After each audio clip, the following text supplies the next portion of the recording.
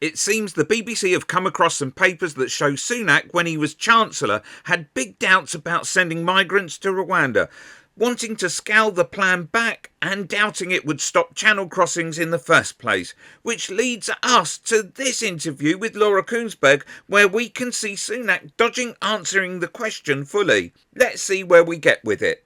We want to start talking about immigration. We know it's one of your top priorities. We also know from documents the BBC saw this week that when you were Chancellor, you expressed doubts about Number 10's desire to send migrants to Rwanda. Do you admit that you had reservations? No, obviously I haven't seen these documents, so I can't comment on them specifically, but I discussed it with the Prime Minister and ultimately funded the plans. Well, the interesting thing is that the documents that I've seen, that were Number 10 documents from 2022, describe your view as believing that the deterrent would not work.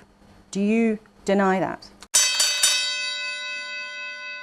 Again, I haven't seen these documents, Laura, so I can't comment on them. But what I can deny that you had doubts about the deterrent effect of sending people to Africa. The proof is in my actions. I obviously believe that deterrence works because when I became Prime Minister, I prioritised getting a scheme up and running with Albania, which is now working. But it's important to be crystal clear with our audience here. We're asking you about this controversial scheme to send migrants arriving on UK shores to Rwanda. We're not asking you about what happened with the returns deal with Albania. Do you deny completely that you ever had any doubts about the efficacy or the value for money of sending migrants to Rwanda?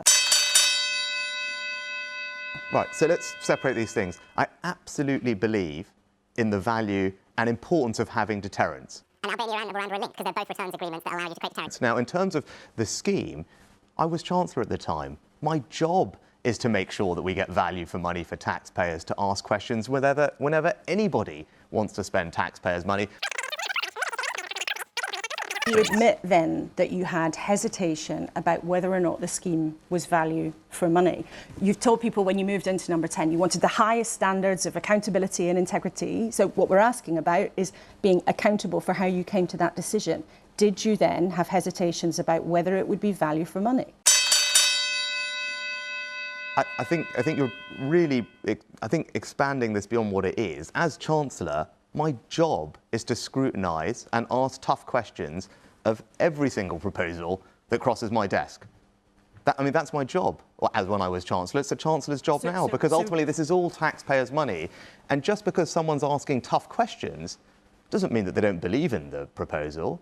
And what they should do, though, is make sure that it is gone through a process of rigorous scrutiny. And I went through that process and ended up being satisfied that it would deliver, which is why I agreed with the Prime Minister to fund the proposal. And then when I became Prime Minister, we've obviously put new legislation before Parliament, and we've got the Albania scheme up and running, which is a similar version of deterrence. And I'm not saying it was a good thing or a bad thing for you as Chancellor to ask those questions. I'm also not suggesting it was a good or a bad thing for you to have doubts and then change your mind.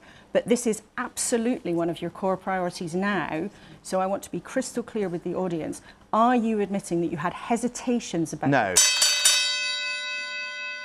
So I think that's the distinction that you're trying to draw, which I don't think is fair. So what did you have then? My job is to ask probing questions of every proposal that crosses my desk as Chancellor. Whether you have doubts about it or not, you shouldn't come to it with a preconceived notion that everything is fine when you're spending taxpayers' money. Of course you shouldn't.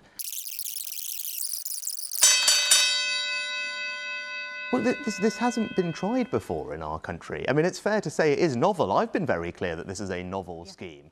Of course it's novel. Click here for Sunak avoiding answering another question.